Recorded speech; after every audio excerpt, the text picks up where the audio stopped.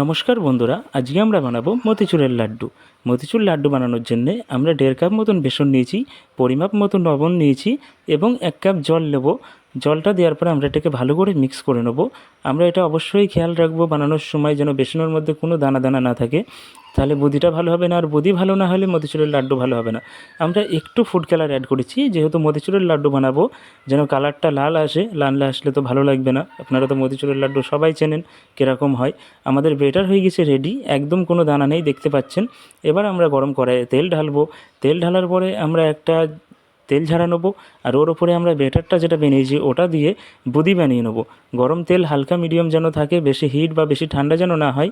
আর ভাজার সময় একটা জিনিস অবশ্যই খেয়াল রাখবেন, যেন বেশি যেন শক্ত বা বেশি যেন নরম না থাকে, তাহলে কখনও আপনার মতিচুরের লাড্ডু হবে না যেমনটা আপনি খেয়ে থাকেন। দেখুন আমাদের ফ্রাইটা কীরকম হয়েছে, হালকা ব্রাউন কালার এসেছে আমাদের, কিন্তু বেশি জ্বলে যায়নি, আমরা কালচে করে ফেলিনি আর বেশি কাঁচাও রাখিনি, সাদাও নেই, হালকা ব্রাউন এসেছে আমাদের, বেশ কড়া হয়েছিল, আমরা তুলে নিয়েছি। আর একটু বেটার বেঁচে আছে, এটাও আমরা করে নেব। করে নেওয়ার পরে বাকি প্রসেসটা যেটা হবে সেটা আমি বলছি। আচ্ছা, এটা হয়ে যাওয়ার পরে আমরা একটা বাসনে তুলে নিয়েছি। দেখুন আমাদের কেমন ফ্রাই হয়েছে। আর যেহেতু একটু বড় বড় আছে, মতিচুরের লাড্ডু যেহেতু একদম দানা দানা হয়, তো আমরা সেহেতু একটু হালকা মিক্সচারে ক্রাশ করে নিয়েছি, পাউডার বানাইনি কিন্তু হালকা ভেঙে নিয়েছি।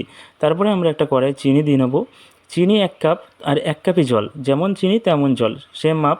তো আমরা দেওয়ার পরে এটাকে বানাবো চিনির রসকারা। আচ্ছা, আমরা চিনি জল ঢেলে দিয়েছি, এটা আমাদের এখন ফুটতে থাকবে। ফোটার পরে আমরা আরেকটু ফুড কালার এতেও অ্যাড করলাম, যাতে মতিচুরের লাড্ডুটার কালার ভালো আসে। কালার অবশ্যই মাইনে রাখে মতিচুরের লাড্ডুতে। আপনি একটা খাবার বানাবেন আর সেটা দেখতে যদি সুন্দর না হয়, কখনোই আপনার খেতে ইচ্ছা করবে না। খাবারের সাথে খাবারের কালারটাও অবশ্যই জরুরি। এরপর আমরা চাশনির মধ্যে বড়িগুলোকে দিয়ে দেবো। দেওয়ার পরে একটু 2 মিনিট আমরা নাড়াচাড়া করে নেব। নাড়াচাড়া করার পরে আমরা এটা একটা বাসনে তুলে রাখবো। বাসনে তোলার পরে এটাকে আমরা 10 মিনিট অলরেডি আমাদের ফ্রিজে রাখতে হবে।